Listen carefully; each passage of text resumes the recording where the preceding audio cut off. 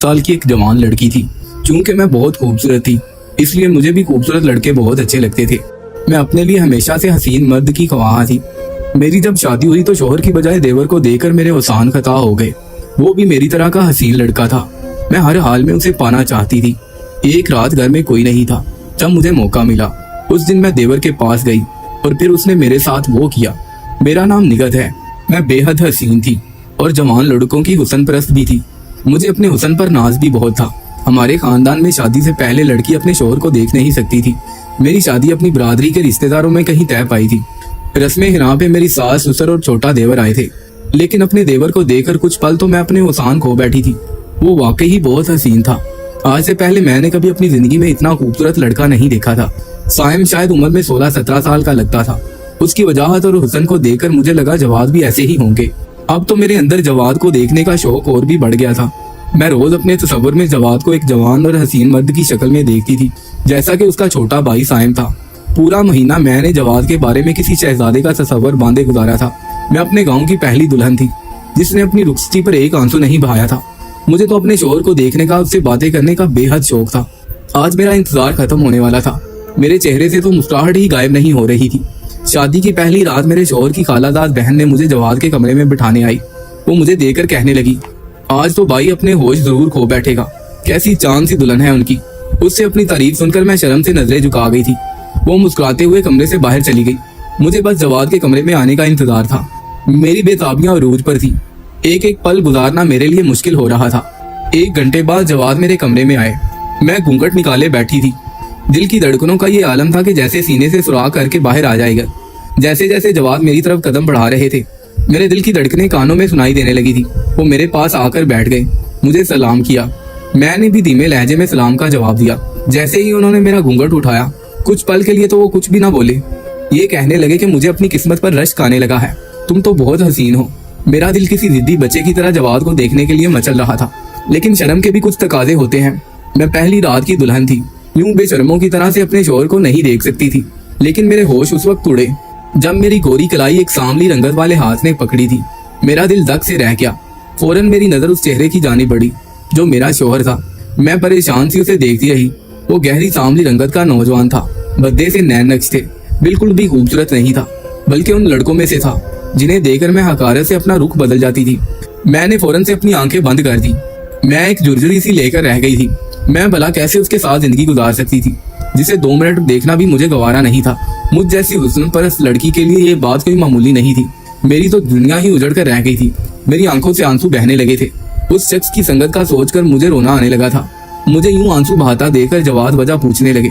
मैं क्या कहती कि आप मुझे पसंद नहीं है, मुझे आपकी शक्ल से नफरत महसूस हो रही है।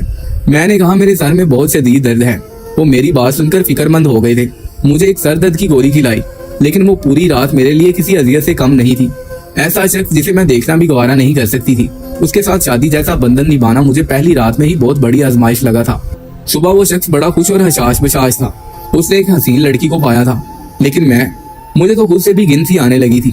इस जैसे मर्दों को मैं कभी देख भी लेती थी तो हकारत से थूकने लगती थी कि भला आखिर ऐसे मर्दों के साथ कैसे कोई लड़की जिंदगी गुजार सकती है। मुझे लगा मेरी किस्मत मेरा मजाक उड़ा रही है कि निगत, तुम्हें तो अपने हुस्न पर बड़ा घुमंड था। तुमने तो कभी काले रंग का लिबास भी देवतन नहीं किया था, क्योंकि वो रंग का काला होता था। तुम्हें तो बदसूरत बच्चे तक पसंद नहीं थे। और आज तुमने एक ऐसे शोहर के साथ रात गुजारी है जो काला है, और लाजमन कल को तुम्हारे बच्चे भी ऐसे ही होंगे।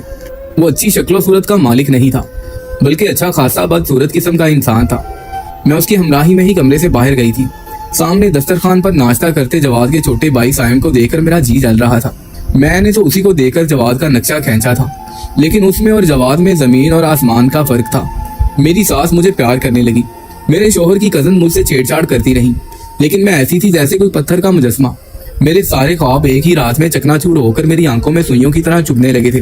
फिर मैंने उसी वक्त सोच लिया कि मैं जवाद के साथ जिंदगी नहीं गुजारूंगी। चंद दिन बाद मुझे पता चला कि मेरे देवर साइम की उम्र 17 बरस है, लेकिन उसकी काबिल रश्क सेहत और खूबसूरती से वो अपनी उम्र से 4-5 साल बड़ा लगता था। मेरा शोहर सुबह ही खेतों पर चला जाता था और जब वापस आता तो कपड़े मिट्टी और गारे से भरे होते थे। उसे देखकर मेरा जी घबराने लगता था। मैं बहुत नफासत पसंद थी, इसलिए मुझे वो किसान एक आंख नहीं बाता था। हमारा घर पुराने तर्ज का बना हुआ था। उसके पिछली जानिब नीचे को सीढ़ियां उतरती थी। पीछे एक तहखाना बना हुआ था, लेकिन वो काबिल इस्तेमाल नहीं था। हर वक्त बंद रहता था। कुछ कबाड़ उसमें पड़े हुए थे, लेकिन वहां पर कोई भी रुक नहीं करता था। मैं जब साइम को देखती, मुझे अपना शौहर और भी ज्यादा बदसूरत लगने लगता। साइम स्कूल में पढ़ता था, मैट्रिक का तालिबे इल्म था। स्कूल से वापस आता तो मैं उसके लिए यूं खाना बनाती जैसे वो मेरी जिम्मेदारी हो। और जब जवाद शाम को घर लौटता तो मुझे उसकी परवाह ही नहीं होती थी कि वो भूखा है या नहीं। मैं सर बांधकर अपने कमरे में जाकर बैठ जाती। मेरी कोशिश यही होती कि वो मेरे साथ कम से कम वक्त गुजारे। साइम मेरी बहुत इज्जत करता था, लेकिन मेरे लिए वो कुछ और ही अहमियत रखने लगा था। हमारे गांव में ये भी रस्म थी कि जिसके शोहर के साथ कोई हादसा पेश आ जाए, वो मर जाए तो उसकी बीवी की शादी देवर से कर दी जाती है। मैं शायद पहली बीवी होंगी जो अपने शोहर के मरने की दुआएं करती थी, बस किसी तरह से मेरी जान छूट जाए। साइम जब गर्मी में स्कूल से वापस आता तो मैं उसे अपने कमरे में ले जाती। मेरे कमरे में एसी था, मैं फौरन वो चला देती। साइम से कहती कि वो यहाँ सो जाए, जितना चाहे आराम कर ले, मैं तो रसोई में ही काम कर रही हूँ। दिन भर मेरा कमरा खाली ही रहता है। वो मेरी बात मान लेता और मेरे ही कमरे में सो जाता, और मैं अपने सारे काम जल्दी से निपटाती और अपने कमरे में आ जाती। उसके पास बैठ जाती, कई घंटे उसका चेहरा देखती रहती। वो गहरी नींद में सो रहा होता, उसे खबर भी ना होती थी कि मैं उसके करीब हूँ। साइम को दूर से देखने की पहले तो बस मुझे हसरत होती थी, लेकिन अब मेरी ख्वाहिश ये थी कि मैं उसको करीब से छू कर देखूं। मेरे लिए अपने जज्बात पर काबू पाना बहुत मुश्किल हो जाता, क्योंकि साइम ऐसा ही था जैसा कि मैं अपने लिए शौहर का तस्वर करती थी। वो गहरी नींद सो रहा था जब मैंने उसके वो खूबसूरत चेहरे को अपने हाथ से चिल्लाना शुरू किया। मेरे हाथ का लम्स पाकर उसकी नींद में खलल पैदा हुआ था। जैसे ही उसने आंखें खोली, मुझे अपने करीब देखकर घबरा कर उठ बैठा। मैंने कहा, क्या हुआ? मैं तुम्हारी भाभी हूँ, तुमसे बड़ी हूँ, तुम मुझसे क्यों घबरा रहे हो? मेरी बात सुनकर उसकी बदहवासी कुछ कम हुई थी। कहने लगा, मुझे अच्छा नहीं लगता कोई मेरे साथ ऐसा करे। वो कमरे से उठकर बाहर चला गया, लेकिन मैं अपने दिल के हाथों मजबूर हो गई थी। बहाने बहाने से उसका हाथ पकड़ लेती, उसके गले लग जाती और कहती कि तुम मेरे छोटे भाई जैसे लगते हो। मुझे अपने छोटे भाई की याद आ रही है, इसलिए तुम्हारे गले लग गई। तुम्हें बुरा तो नहीं लगा? मेरी कुर्बत शायद उसके होश उड़ाने लगी थी। वह मुझसे घबराने लगा था। जब भी मैं उसके पास जाने लगती, वो कतरा कर गुजर जाता, लेकिन अब मुझे उसकी मजीद चाहत होने लगी थी। लेकिन मसला सारा जवाद का था। ना वो कम वक्त बीमार होता था, ना ही मरता था। मैंने तो उसके मर जाने के तावीज तक मिट्टी में दफन किए थे, लेकिन ना वो मरता था, ना मेरी जान छोड़ता था। कहता था, तुम चांद के जैसी हो, मैं तुम्हारे हुस्न का दीवाना हो चुका हूँ। उसके काले हाथ जब मेरे हाथों को छूते तो मैं नफरत से उन्हें झटक देती। मैं कहती, मेरी तबीयत ठीक नहीं है। मैं उसे दूर रहने के बहाने ढूंढती थी। लेकिन एक बार जब मैंने अपनी सास को ये कहते सुना कि उन्हें साइम के लिए अपनी बांझी बहुत पसंद है, वो जल्द ही साइम का निकाह कर देंगी और कुछ साल बाद रुखसती करेंगी, तो मेरी बेचैनी उरूज पर थी। ये बात मेरी सास ने खाने के दौरान कही थी। फौरन मेरी नजर साइम की जानिब उठी। वो यूं शर्माया जैसे वो भी अपनी उस कजन को पसंद करता हो। साइम की आंखों में उस लड़की की पसंदीदगी को देखकर मेरे अंदर तो एक आग सी लग गई थी। मैं कुछ भी बर्दाश्त कर सकती थी, लेकिन साइम को किसी और का होते हुए नहीं देख सकती थी। पूरी रात मैंने जाकर गुजारी थी। मेरे अंदर उठते नफरत के तूफान ने मुझे ऐसे काम के लिए उकसाया कि जो मैं कभी सोच भी नहीं सकती थी। लेकिन साइम को पाने का मेरे पास बस यही एक तरीका था। मैंने रात को जवाद को जगाए रखा, उससे इधर उधर की बातें करती रही। वो मेरे बदले रवैये पर बहुत खुश था। कहने लगा, रोज तो तुम्हें सोने की जल्दी होती है, मुझसे बात तक नहीं करती, आज कैसे इतनी देर तक जाकर मुझसे बातें भी कर रही हो? वो बेहद खुश नजर आ रहा था कि मैंने उसे वक्त दिया है। मैंने कहा, मैं अभी आती हूँ। मैंने उसके लिए गाजर का हलवा बनाया था जिसमें जहर डाल दिया था। मैंने वो हलवा जवाद को खिला दिया और फिर कहा कि मुझे कमरे में घुटन हो रही है। जवाद, हम दोनों बाहर चलते हैं, खुली फिजा में चहलकदमी करते हैं।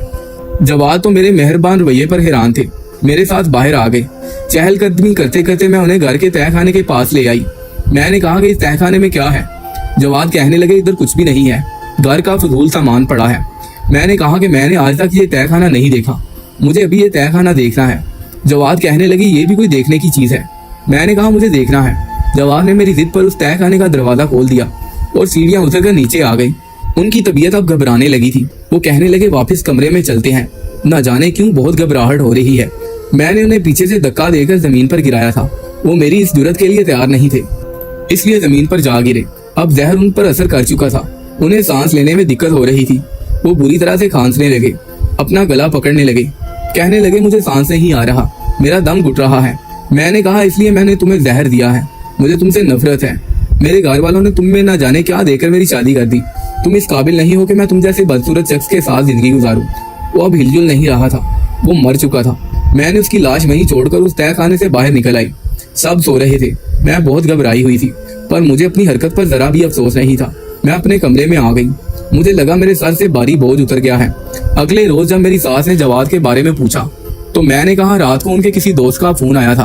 वो मुझे कहने लगे मैं खेतों में जा रहा हूँ, तुम आराम करो। मेरी सास कहने लगी आज तक वो कभी यूं आधी रात बाहर नहीं गया। मैंने तो कहा मैं झूठ बोल रही हूँ।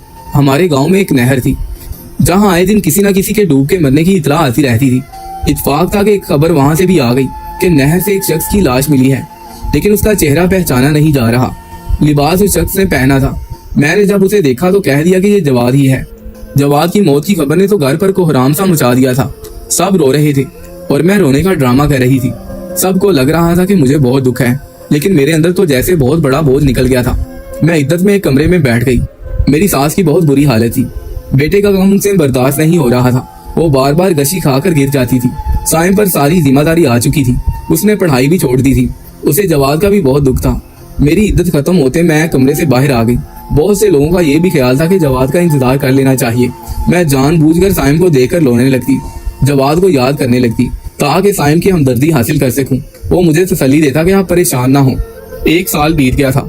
उसके बाद जब ये यकीन हो गया कि वो लाश जवाद की ही थी, फैसला हुआ कि गांव के रवाज के मुताबिक साइम को मुझसे निकाह करना पड़ेगा। ये बात सुनकर साइम ने इनकार कर दिया। कहने लगा मैं उन्हें अपनी बड़ी बहन समझता हूँ। लेकिन वो लोग कहने लगे भाभी को तुम अपने निकाह में जरूर रखोगे, चाहे बाद में अपनी मर्जी से निकाह कर लेना। निकाह के बाद साइम मुझसे और भी ज्यादा कतराने लगा था। हालांकि मैं उसकी कुर्बत की मुतमनी हो गई थी। मैं उसके सारे काम करती थी। एक बार मैंने उसे कहा कि मेरा क्या कसूर है, वो मुझे किस बात की सजा दे रहा है। वो कहने लगा मैंने ऐसे किसी जबरदस्ती के रिश्ते को कबूल नहीं किया। मैं अपनी कजन सानिया से मोहब्बत करता हूँ, शादी भी उसी से करूंगा। मुझे ये सुनकर गुस्सा आने लगा था। एक बार उसकी वही कजन हमारे घर रहने आ गई। उसके सामने मैं साइम के ज्यादा से ज्यादा करीब रहने की कोशिश करने लगती ताकि उसे साइम के बारे में शक में मुब्तला कर दूं, ताकि वो साइम को छोड़ दे। लेकिन वो लड़की ना जाने किसी मिट्टी की बनी थी। साइम का पीछा छोड़ने का उसका कोई इरादा नजर भी नहीं आ रहा था। बल्कि एक दिन तो सानिया ने हद ही कर दी। मैं साइम के कपड़े इस्त्री कर रही थी जब वो मेरे पास आ गई। कहने लगी साइम के कपड़े आज के बाद मैं इस्त्री किया करूंगी। साइम का कोई भी काम आपको करने की जरूरत नहीं है। मैंने सानिया से कहा मैं क्यों ना करूं, मैं उसकी बीवी हूँ, ये मेरा फर्ज है। मेरी बात सुनकर वो लड़की मुस्कुराने लगी। कहने लगी सिर्फ नाम की बीवी है आप उसकी, बहुत जल्द वो मुझसे शादी कर लेगा। मैं सानिया की बात सुनकर बेहद परेशान हो गई थी। सानिया अब हर वक्त साइम के आसपास ही रहने लगी थी। मैं जब भी सानिया को साइम के आसपास देखती तो मेरा दिल जलने लगता। वो मुझे साइम के किसी काम को हाथ नहीं लगाने देती थी। मैंने इस बात की शिकायत अपने सास से कर दी कि इस लड़की का यहाँ रहना मुनासिब नहीं है। अब जबकि मैं साइम के निकाह में हूँ, ये मुझे साइम के दिल में जगह बनाने नहीं दे रही थी। मेरी बात सुनकर मेरी सास ने मुझे हैरत से देखा। कहने लगी साइम ने सिर्फ एक रस्म निभाई है, वो इस निकाह के लिए राजी नहीं था, इसलिए मैं इसकी शादी सानिया से कर दूंगी। ये सुनना था कि मेरे अंदर उस लड़की के लिए भी नफरत के जज्बात उभरने लगे। मैंने साइम को पाने के लिए अपने शौहर तक को जहर दे दिया था, तो ये लड़की क्या चीज है। एक रात मैं अपने कमरे से उठकर साइम के कमरे में चली गई। वो गहरी नींद सो रहा था। मैं उसके साथ जाकर लेट गई। कमरे का दरवाजा भी बंद नहीं किया ताकि सानिया मुझे साइम के साथ देख ले, और हुआ भी यही। वो शायद साइम को जगाने आई थी। मुझे इस तरह से देखकर वहीं से पलट गई, लेकिन फिर भी वो साइम के साथ वैसे ही हंसकर बोल रही थी। मुझे उस लड़की की डिटाई पर गुस्सा आने लगा था। मैंने चंद दिन बाद जानबूझकर उल्टियां करनी शुरू कर दी। मैंने कहा मैं उम्मीद से हूँ, रात को मैं साइम के साथ होती हूँ। मेरी बात पर सानिया मुझसे लड़ने लगी। फिर साइम से कहने लगी वो उसे शादी नहीं करेगी, क्योंकि वो ये बर्दाश्त नहीं कर सकती कि साइम 2 बीवियों को एक साथ रखे। या तो वो उसे छोड़ दे या मुझे छोड़ दे। साइम ने कहा कि वो एक ही बीवी रख सकता है और मुझे नहीं छोड़ेगा। वो लड़की ये सुनकर वापस चली गई। एक दिन साइम ने मुझसे कहा कि वो मेरे साथ जिंदगी गुजारना चाहता है। मेरी खुशी की तो इंतहा ही नहीं रही थी। मेरी ख्वाहिश पूरी होने जा रही थी। मैंने रात में खुद को खूब सजाया संवारा। फिर जब साइम मेरे कमरे में आया तो एक रुमाल से अपना मुंह छुपा रखा था। मुझसे कहने लगा अगर मुझे ये सच बता दो उस दिन तुमने भाई के साथ क्या किया था तो मैं तुम्हें खुशी से अपना लूंगा, क्योंकि मैं उस तह खाने में अपने भाई की लाश देख चुका हूँ। मैंने कहा मैंने तुम्हारी कुर्बत की खातिर बड़ी कुर्बानियां दी हैं। मैंने सब कुछ सच बता दिया। ये सुनते ही उस शख्स ने फौरन से पहले अपना रुमाल उतार दिया, लेकिन उसे देखकर मेरे होश उड़ गए। वो तो जवाद थे, मेरे पहले शौहर। मैंने कहा मैंने तो आपको मार डाला था। फिर उन्होंने मुझे बताया कि वो मरे नहीं थे। उस तह खाने का एक रास्ता बाहर की जानिब खुलता था। वो वहां से बाहर निकल गए और नहर में जाकर गिर गए। वो नहर उन्हें बहाकर दूसरे गांव ले गई। वहीं किसी ने उनकी जान बचा ली। जब उन्हें होश आया तो पता चला कि वो काफी दिनों से बेहोश थे। फिर उन्हें काफी वक्त ठीक होने में लगा। फिर एक दिन वो चुपके से गांव वापस आ गए। उस वक्त तक मेरा निकाह साइम से हो चुका था। उन्होंने साइम को सब कुछ बता दिया था और मेरे मुंह से सच उगलवाने के लिए उन्होंने ये सारा ड्रामा रचाया था। मेरी सारी हकीकत सामने आ गई थी, इसलिए मुझे साइम ने तलाक दे दी। मुझे किसी ने भी नहीं अपनाया। मेरे घर वालों को भी जब ये हकीकत पता चली तो उन्होंने भी मुझे नहीं अपनाया। अब मैं एक ट्रस्ट में अपनी जिंदगी गुजार रही हूँ, लेकिन आज भी बहुत पछताती हूँ कि मुझे अपने हुस्न पर नाज नहीं करना चाहिए था, क्योंकि वालिदैन कभी भी अपनी औलाद का बुरा नहीं चाहते। वो हर हाल में कुछ अच्छा सोचकर ही फैसला करते हैं। और दूसरा, अगर औरत को मोहब्बत करने वाला शोहर मिल जाए तो ये उसके लिए बहुत बड़ी गनीमत होती है। ये कभी भी नहीं सोचना चाहिए कि मुझे अच्छी रंगत वाला शोहर नहीं मिला तो मैं उसके साथ नहीं रह सकती। हमेशा अपनी किस्मत पे नाज करें, ना कि जज्बात में आकर फैसले करें और फिर आखिर में अपनी जिंदगी को अजाब बना ले। क्या साइम और जवाद ने मुझे ना रखकर मेरे साथ सही किया? कमेंट बॉक्स में लाजमी बताइएगा।